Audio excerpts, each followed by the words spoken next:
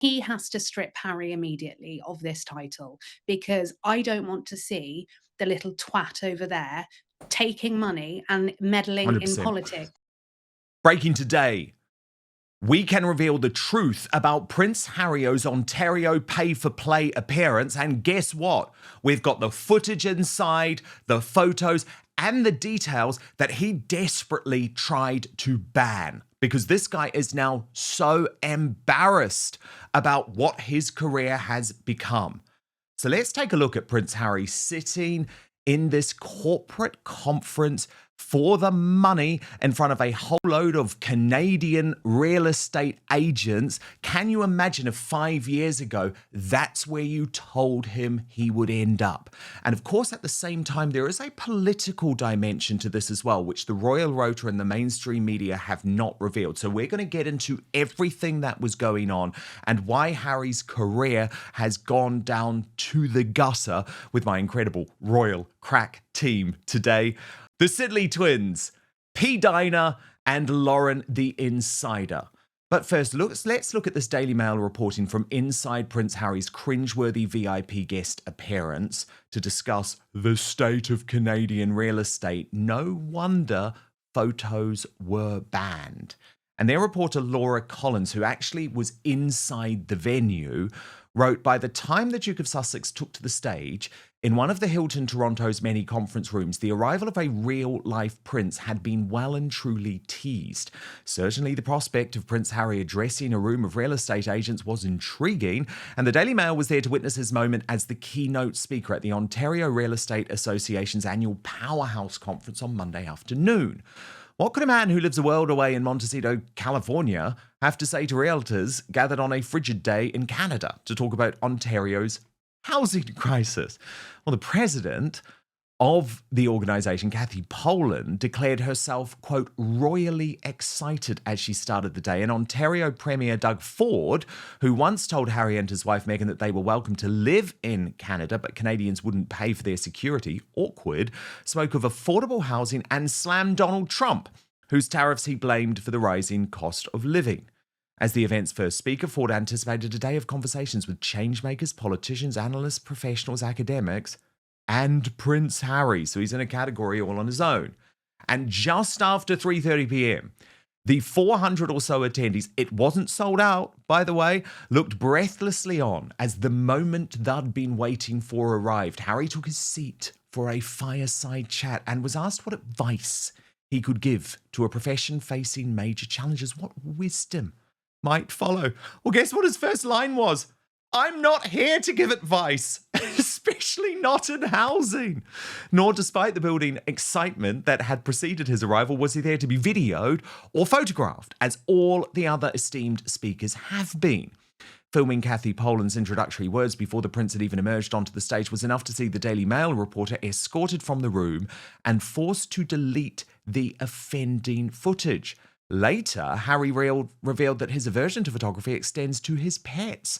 One of his favourite things he shared is walking his black Labrador Pula, but when enchanted Americans ask if they can take a picture of her, his response is, no, you can't. Being seen and heard is the most important thing for people. What a miserable wanker he is. And look, we're going to get on to what he said at this event, but first, Lauren the Insider, this is just mortifying, is it not? And clearly his team realized the damage that would be done to him if this footage leaked out. But of course it has. So he has taken this speaking gig for two reasons. One, he needs the money, in my opinion. And two, he's not listening to people around him. So he may as well manage himself because celebrities, people that are well known, when they get big money, they become greedy and they just want more money. They don't see the bigger picture. This is such a disastrous move. He doesn't have a clue about saving up for a deposit. He doesn't have a clue about, being stuck in rented accommodation and having to decide whether you go on holiday or put more money into your savings account to buy somewhere. He is so detached from the real world. It's like his team have stitched him up. they are having an absolute laugh behind his back, because this is the most disastrous move he could do. And we're seeing him yet again meddling in political areas. And it's disgusting because he should not be doing this. 100%. And that's what hasn't emerged in the mainstream media. And I am going to get to it shortly. There is a big political motivation actually behind this conference. But a little bit more about what he said on stage has been leaked out. And so for $299 a head, by the way, to members, or $499 for non-members, the Powerhouse attendees were treated to roughly 20 minutes of Prince Harry's musings. I feel sorry for them. Replying to that question regarding advice for a profession in crisis, the Prince continued, I come from a unique standpoint, a unique upbringing, a life of service, and I will always be part of what I was born into. I made the conscious decision to put my wife and family first while also very much wanting to continue that service. But of course, this organisation did not respond when asked to reveal the details of Harry's fee for the appearance. He went on, when I was in my 20s, I wanted to put my head in the sand, my fingers in my ears, and avoid public life entirely. Look at what it did to my mother. Then I realised I had to pull my shit together. You have a platform. At first, service was experienced because I had to do it, and the change was I want to continue to do it because I enjoy it. This statement was met with applause by the realtors, for whom the earnest talks of the day now seemed a world away. But P-Dina, when I listen to Harry say that, I think he has no idea about what his life has become. Because to suggest that he is in any way living a life of service now is delusional, is it not? Okay, half of you watching this are not subscribed to Dan Wootton Outspoken, and the best way you can support what we do is by hitting that subscribe button. It is completely free, and turn on the notification bell to be alerted to our new episodes. I think Harry just says a lot of things to make him feel good about the decisions that he has made. He wants to make himself believe that he's still doing what he was brought up to do. But the reality is, just by being at this conference, he's not. He is doing something because he has to do it to pay his bills, and he is learning a lot because he is in a position now where he can't really provide value to regular everyday people. People really can't relate to him, someone who's been so privileged. I mean, what does he know about housing crisis or anything around leadership? He falls flat with anything he says because he hasn't lived the life of regular people. He hasn't gone through struggle. He hasn't gone through hardship. He hasn't been through anything that would give him anything that would be motivating to hear. He's just a very privileged person that wants to try to make money, a lot of money, by saying a bunch of flat words. And it just shows you how far he has fallen.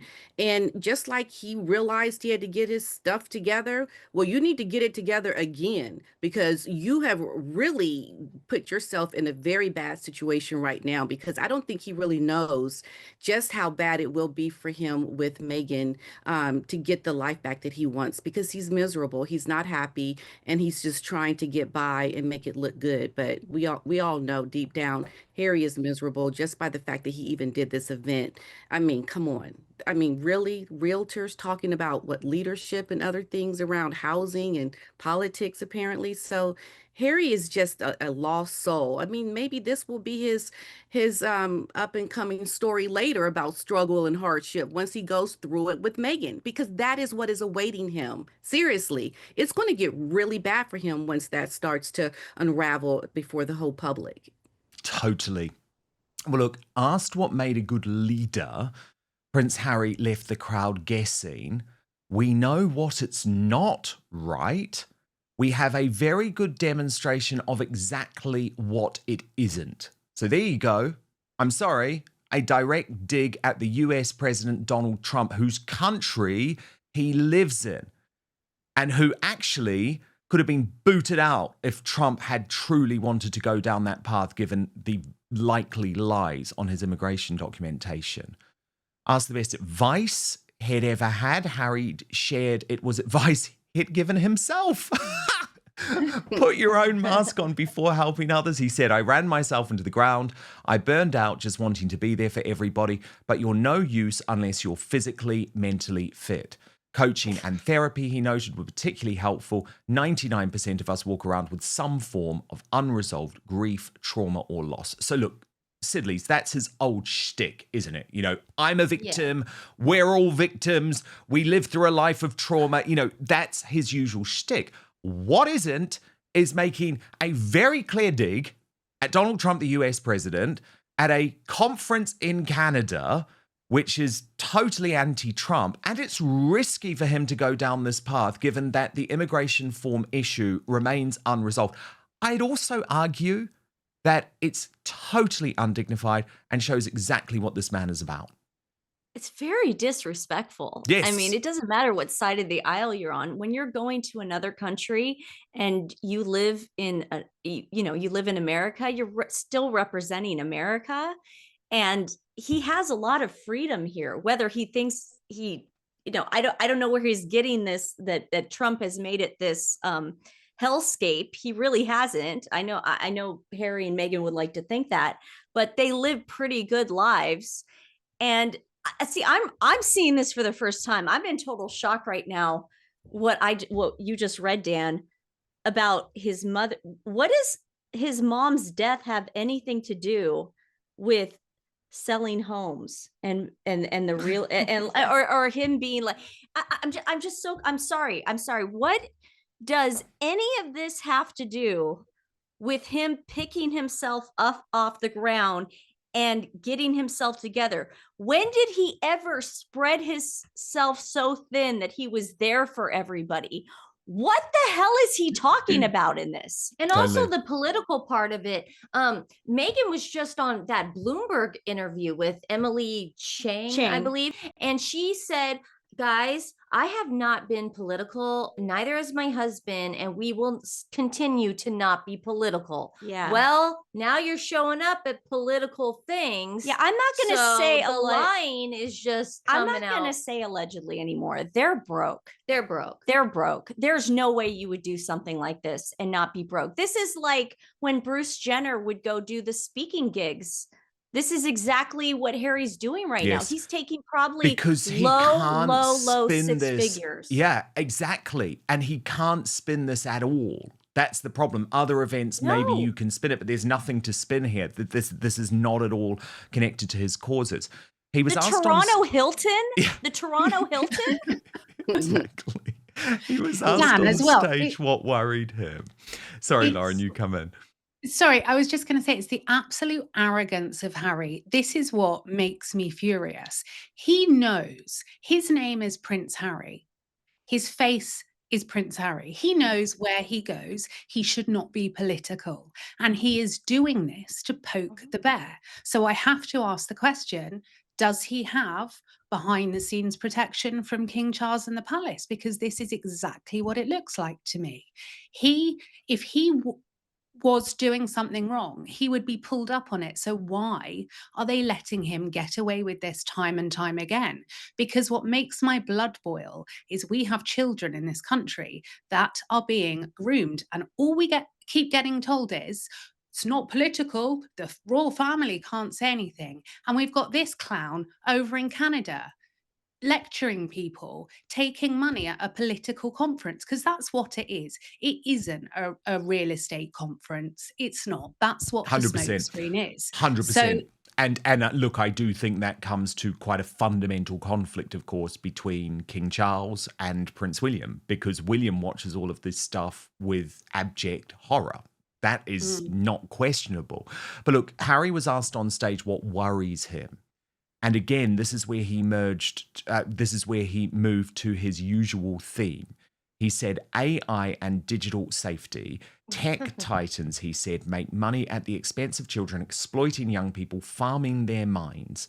There is real world harm knowingly created, and they don't want to fix it, he asserted, because they are making money.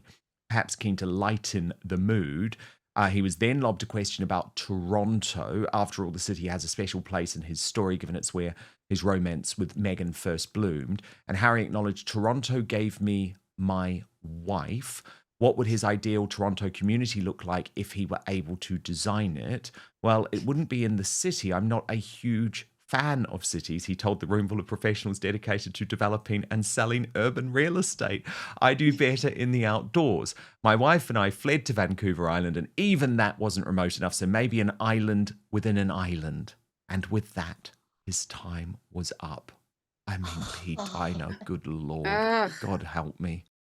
But first, have you ever actually looked at the nutrition label on a normal bag of crisps? You'll usually find a complete chemical cocktail, seed oils, MSG, artificial dyes, vague natural flavors, and a list of ingredients that reads more like a science experiment than a snack.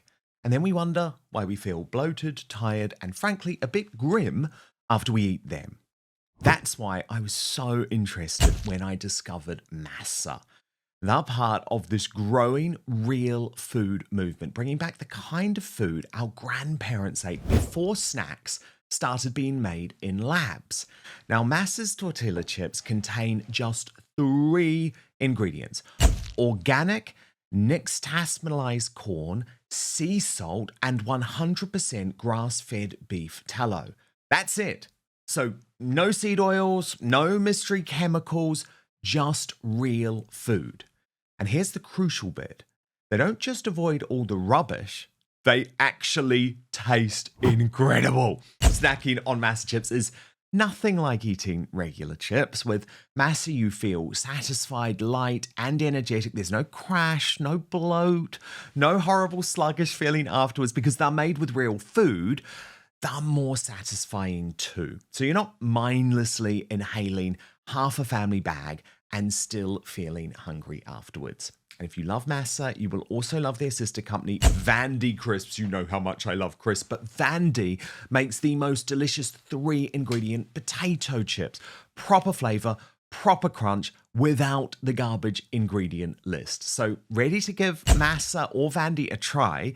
You can use the code Outspoken for 25% off your first order at masachips.com or vandycrisps.com. Or it might be easier, you can simply click the link in the video description box below or scan the QR code on screen to claim this delicious offer.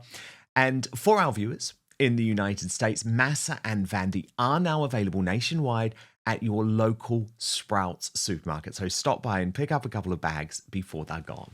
But now, back to the show. He wants out. He wants out. I mean, wow. That dude wants out. Well, first of all, he's not going to find country in Toronto, and plus nobody wants him there. Trust me. But what I'm saying is, I mean, Santa Barbara, where he lives now, there's no country there. I mean, that dude wants out. Yeah, I showed it where they did show when he was speaking. So he only spoke for like 20 minutes during that panel. So the panel was what, an hour and a half. It was from 3:30 to 4. And he was the last one. So he must have been just in and out. Yeah. That's nuts. I mean, Lauren, you know, because you were in PR. I mean, this is just a paid PR gig. They just, you know, he just took it for the money. Yeah, he did just take it for the money. But also, what I think is so mortifying is there's nothing worse than when you have a client that turns up at an event and someone's politely asking for a picture or a little bit extra. Oh, yeah. And you would always say to your clients, give them a bit extra because you will stand out and they will want to book you again and it will be an enjoyable experience. The very fact the arrogant little twat turned up with no, you know, what he would and wouldn't do, and has given monosyllabic answers. And he's specifically given answers that are nothing new. So But he was embarrassed. He was embarrassed. He didn't want to be pictured there. I said yesterday, I was shocked. Like, I'm shocked right now this came out, even the pictures, because I said to Stephanie, I go, we're not going to be able to cover this because he's not going to want any pictures. This is the most embarrassing thing ever. He might as well go to a car convention. I mean, next. Totally. This is embarrassing. Exactly. And you can understand why Prince William is so nervous, though, because if he's so desperate for this money at this time, when remember the Netflix deal is only just ending, how desperate is he going to be for money in 10 years' time? What's he going to do at that point? Now, I want to get to Sonia Patterson's revelation. She's a great social media researcher, and she really discovered that the mainstream media have not been telling the truth about what this conference really was. She wrote, "The world missed Harry attended a political affairs conference. The Real Estate Forum begins on December the 3rd to the 4th. The event he spoke at had over 20 high-level politicians, including Premier Ford. Question, did provincial or federal grants pay for Harry's speaking fee, which is reported to be 6 figures? After doing my own research, I learned several interesting things about Harry's engagement at the Toronto Hilton. He is apparently not speaking at a real estate conference. It is a political affairs conference, and she looked at the full list of speakers, of course. And Lauren Lunn-Farrow, that is very interesting to me. It's disgusting what he's done, and he knows exactly what he's doing, because to go, it's not an overnight piece of work to book a client for a public speaking gig, and you have to do your due diligence as an agent. His agents knew exactly what this was. And King Charles, it's like we're watching the destruction of the monarchy in front of us. It's like Harry is going to try and do as much damage as possible. And I bring this back to the absolute chaos we have in this country, that children are denied justice and basic safeguarding frequently by our government and our police. And we get the clap back all the time that our royal family, that King Charles can't do anything because it's political. Well, then he has to strip Harry immediately of this title, because I don't want to see the little twat over there taking money and meddling 100%. in politics. 100%. It's because so he is. serious. Exactly. It's so serious, especially given that the British monarchy is not in a particularly strong place at the moment for a whole range of reasons, which we have discussed a lot, obviously, here on the show. What was interesting to me too, though, is that Harry's visit hasn't even gone down well in Canada, not even amongst the woke Canadian mainstream media circles. Watch this. Prince Harry back in Canada this morning, just a few weeks after his last visit here. Our royal expert, Patricia Chappell, joins us with all the details. So, Patricia, Harry is here to address a real estate conference. What more can you tell us about this appearance? Yeah, so this is the Ontario Real Estate Association conference. It's $500 a pop for tickets. They are still available if either of you want to pop down and hear him speak at the end of it. And a source said it's clearly a paid gig. Look, they won't confirm it, but a source in the industry says this sort of thing is likely 6 figures plus expenses is what Harry is getting. And I'm going to say I'm not crazy about the optics of this because of him being a rent-a-prince. It just feels a little bit like he's taking advantage of his title, because of course that's what they're talking about is Prince Harry, Duke of Sussex at this thing. And given the king has been taking away titles for people who've been mixing, royal titles with money, it feels a little dangerous for him. I mean, really interesting that that's coming from the mainstream media, Nancy and Stephanie. Yeah, especially in Canada. I love it. I'll take it. Because I can't imagine anywhere Harry would go right now where he would not be looked at as a joke, or him using Prince Harry. I mean, look, we got to face this. At the beginning of the year, titles need to start talking about this. Oh, they and do. Getting these titles they removed, do. because this Charles, listen to William. Listen to your son. Just listen to Americans too. Don't be afraid that you're going to get backlash, like, West Coast Americans or whatever Americans, we're going to be against the royal. We're not. Trust me. We're going to totally take your side. We will have your back 100%, liberal, conservative, everybody. We will all have your back. Well, it even sounds Don't like worry about Canadians will. It even sounds like and Canadians, trust will. me. I can speak for even left-leaning Canadians too, okay? My boyfriend's like super left-leaning. He lives in Toronto. They will take your side too, King Charles. I promise you that. So but what I'm saying is we have to think about this, because these two are getting desperate. This is desperation. Exactly. And now that Netflix is done and he's taking gigs at the Toronto Hilton, What the heck are they going to do next? Exactly. And you've got to think of 5 years down the path, 10 years down the path, 20 years, 30 years. Of course, the other despicable thing today about all of Harry and Meghan's antics is that it was designed specifically to overshadow the German state visit to the United Kingdom. They always do this, but there were Prince William and Catherine, the Princess of Wales, performing their duty, conducting their service, and also in a case of, I think, a wonderful contrast. The Princess of Wales released her letter that has been written to all of the guests attending her Together at Christmas carol service this Friday. I think it's worth, just as a bit of a palate cleanse, me reading out what Catherine has written. Thank you for joining this Together at Christmas carol service. At its heart, Christmas speaks of love, taking form in the simplest, most human ways, not in sentimental or grand gestures, but gentle ones. A moment of listening, a word of comfort, a friendly conversation, a helping hand, presence. These simple acts of care might seem small, but they contribute to the beautiful tapestry of life to which we all belong. Christmas is a time that reminds us how deeply our lives are woven together. Just as the roots of trees share strength beneath the soil, unseen but vital, so too do we. We are drawn by an instinctive pull towards belonging and connection. Even with all the rushing around and familiar traditions, there is a quieter sense of what it calls out in us. There is a softness to the season that reminds us of something easy to forget, that what we do matters, our words, our choices, and even the ways we look out for one another.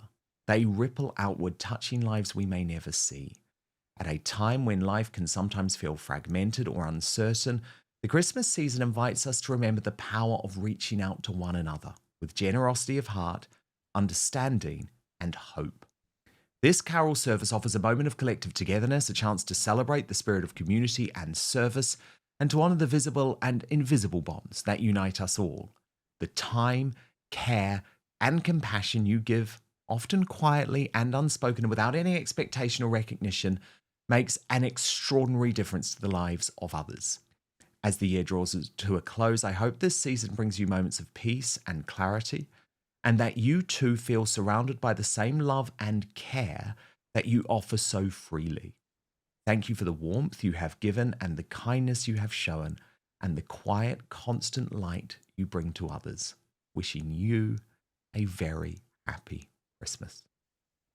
And P-Dina, you compare that to what we saw in Meghan's farewell, and it really is chalk and cheese. It's service versus capitalism. Absolutely. Just the thought of all the words she put in that letter, the gesture of it, you can feel that it really came from her heart. Something that is free. You don't, you're not charging, you're not, there's no expectation. Like with Megan, there's an expectation of branding, making money. And it just is such a big contrast to the two women who have married the king's sons. And for me, I just feel that Catherine gets it right. She gets it right every time.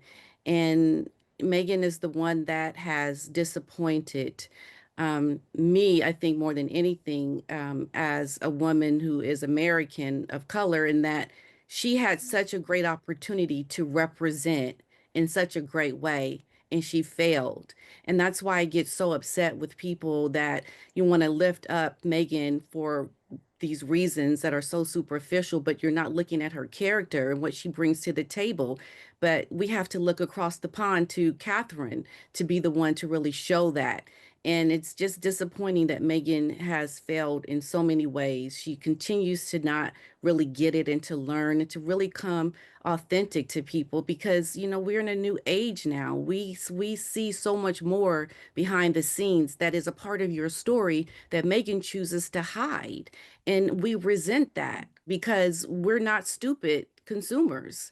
And she plays people like they're ignorant to everything that we know about her and her life. And I resent it. I resent how she tries to play Mm-hmm. people to be fools. It's disgusting how she is. And I just hope that at some point she gets it right. There are these children, and I mean, she's just going to do a lot of damage, continue to do a lot of damage to these young lives if she just doesn't try to get it right. She needs to, because she's on a world stage. I mean, she has to try to be better, really. She Here, really does here. have. Here. Brilliantly put. And my goodness, these are 3 YouTube channels that you must subscribe to for the best analysis of the British royal family that you simply will not get from the Royal Rota or the mainstream media. You just heard from P-Dina there, P-Dina on YouTube. Before that, the wonderful Sidley Twins. Congratulations on 100,000 subscribers. Of course, you can sign up and join that growing movement at Twin Talks on YouTube. And of course, based here out of the United Kingdom, Lauren Lunn Farrow, host of the brilliant new YouTube channel, The Insider, which is soaring by the day, but I am so glad that I was able to bring us all together to provide a public service. By the way, it is a public service having to sit through with Love Meghan. But let's be honest, it's the last time we're going to have to do it, isn't it? So thank you all. Yeah. We can celebrate that, and how brilliant that we've been able to start our festive celebrations together. I will speak to you all, of course, though, before Christmas. Adore you all. Thank you. And of course, if you do want first access to the uncancelled after show here on Outspoken, first access every single day, either live or on demand with no advertising whatsoever, then you can sign up for a massive 35% off Black Friday discount. It's running at the moment. We've never done a discount that big, but I'd love you to join our growing community. The address, a special address for that 35% off, is www.danwootton.com/sale. That's DANWOOTTON outspoken.com/sale. 35% off. Come and join our Substack community. It is a free speech platform. I'm protected there from big tech cancellation, and I would love you to be part of it. You can message me directly as well. Thank you so much. Thank you so much for watching Dan Wootton Outspoken. Please click on my face just to the bottom left to subscribe to this brand new independent news source and turn on the notification bell so you'll be alerted to our brand new live shows, uncancelled interviews, and special royal episodes. Outspoken is also now available as a podcast, so you can listen to the show every weekday on the go, wherever you are.